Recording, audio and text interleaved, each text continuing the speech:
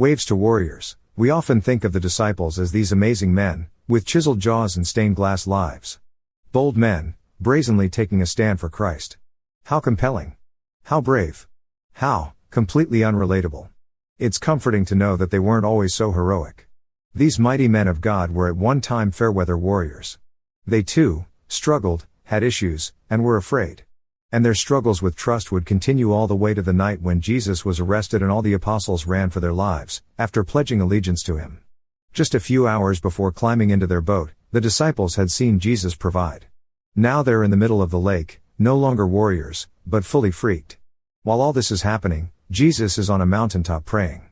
Mark's Gospel tells us he saw the disciples straining at rowing. I bet you anything the disciples had lost sight of Jesus, but he never lost sight of them. What storms are in your life? What difficulties are you straining at?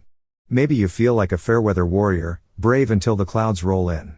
Maybe you're even a fair-weather follower, struggling to follow Jesus at all when things are difficult. Watch as these men flounder and fail, but remember what they were like in the end. The point of trials is not to bash us, but to build us up. Sometimes God saves us from the storm, and other times through the storms. Jesus came, he walked to them. Why did he walk when he could have shot off the mountain and flew in? He wanted to show them that the thing they feared the most, the very wind and waves he walked on, were not scary to him.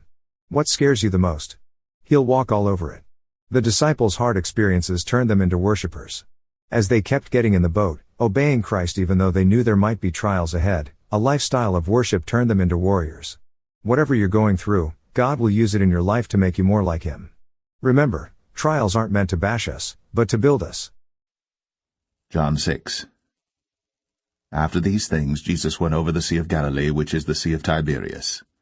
And a great multitude followed him, because they saw his miracles which he did on them that were diseased. And Jesus went up into a mountain, and there he sat with his disciples. And the Passover, a feast of the Jews, was nigh. When Jesus then lifted up his eyes, and saw a great company come unto him, he saith unto Philip, When shall we buy bread that these may eat? And this he said to prove him, for he himself knew what he would do. Philip answered him, 200 pennyworth of bread is not sufficient for them, that every one of them may take a little. One of his disciples, Andrew, Simon Peter's brother, saith unto him, There is a lad here, which hath 5 barley loaves, and 2 small fishes. But what are they amongst so many? And Jesus said, Make the men sit down. Now there was much grass in the place. So the men sat down, in number about 5,000. And Jesus took the loaves, and when he had given thanks, he distributed to the disciples, and the disciples to them that were set down, and likewise of the fishes as much as they would. When they were filled, he said unto his disciples, Gather up the fragments that remain, that nothing be lost. Therefore they gathered them together, and filled 12 baskets with the fragments of the 5 barley loaves, which remained over and above unto them that had eaten. Then those men, when they had seen the miracle that Jesus did, said, This is of a truth that prophet that should come into the world. When Jesus therefore perceived that they would come and take him by force to make him a king, he departed again into a mountain himself alone. And when even was now come, his disciples went down unto the sea, and entered into a ship, and went over the sea toward Capernaum. And it was now dark, and Jesus was not come to them. And the sea arose by reason of a great wind that blew. So when they had rowed about 25 or 30 furlongs, they see Jesus walking on the sea, and drawing nigh unto the ship, and they were afraid. But he saith unto them, It is I, be not afraid. Then they willingly received him into the ship, and immediately the ship was at the land whither they went. The day following, when the people which stood on the other side of the sea saw that there was none other boat there, save that one whereinto his disciples were entered, and that Jesus went not with his disciples into the boat, but that his disciples were gone away alone, howbeit there came other boats from Tiberias nigh unto the place where they did eat bread, after that the Lord had given thanks. When the people therefore saw that Jesus was not there, neither his disciples, they also took shipping, and came to Capernaum seeking for Jesus. And when they had found him on the other side of the sea, they said unto him, Rabbi, when camest thou hither?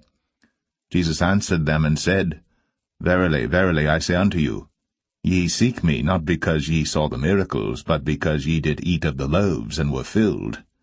Labor not for the meat which perisheth, but for that meat which endureth unto everlasting life, which the Son of Man shall give unto you. For him hath God the Father sealed. Then said they unto him, What shall we do that we might work the works of God? Jesus answered and said unto them, This is the work of God, that ye believe on him whom he hath sent. They said therefore unto him, What sign showest thou then, that we may see and believe thee? What dost thou work? Our fathers did eat manna in the desert, as it is written, He gave them bread from heaven to eat. Then Jesus said unto them, Verily, verily, I say unto you, Moses gave you not that bread from heaven, but my Father giveth you the true bread from heaven. For the bread of God is he which cometh down from heaven, and giveth life unto the world. Then said they unto him, Lord, evermore give us this bread.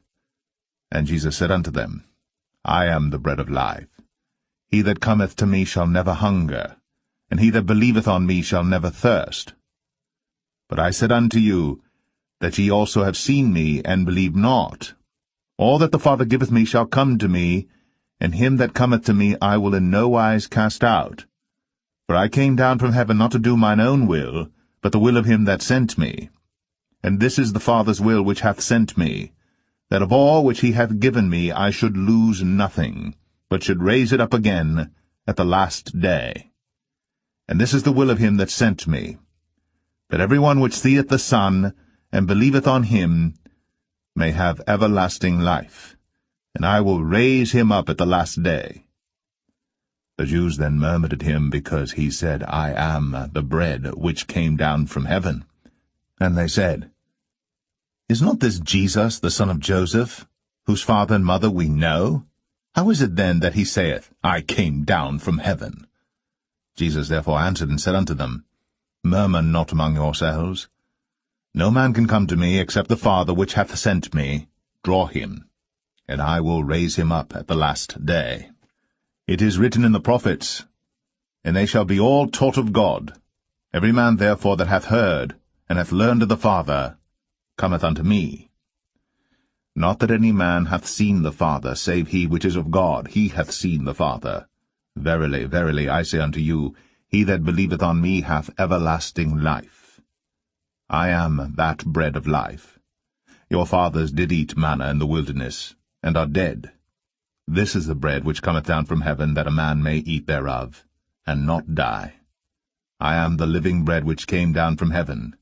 If any man eat of this bread, he shall live for ever, and the bread that I will give is my flesh, which I will give for the life of the world. The Jews therefore strove among themselves, saying, How can this man give us his flesh to eat? Then Jesus said unto them, Verily, verily, I say unto you, except ye eat the flesh of the Son of Man, and drink his blood, ye have no life in you. Whoso eateth my flesh, and drinketh my blood, hath eternal life, and I will raise him up at the last day. For my flesh is meat indeed, and my blood is drink indeed. He that eateth my flesh, and drinketh my blood, dwelleth in me, and I in him. As the living Father hath sent me, and I live by the Father, so he that eateth me, even he, shall live by me. This is that bread which came down from heaven. Not as your fathers did eat manna, and are dead. He that eateth of this bread shall live for ever. These things said he in the synagogue, as he taught in Capernaum. Many therefore of his disciples, when they had heard this, said, This is an hard saying. Who can hear it? When Jesus knew in himself that his disciples murmured at it, he said unto them, Doth this offend you? What and if ye shall see the Son of Man ascend up where he was before? It is the Spirit that quickeneth, the flesh profiteth nothing. The words that I speak unto you, they are spirit, and they are life. But there are some of you that believe not. For Jesus knew from the beginning who they were that believed not, and who should betray him. And he said, Therefore said I unto you, that no man can come unto me, except it were given unto him of my Father. From that time many of his disciples went back, and walked no more with him.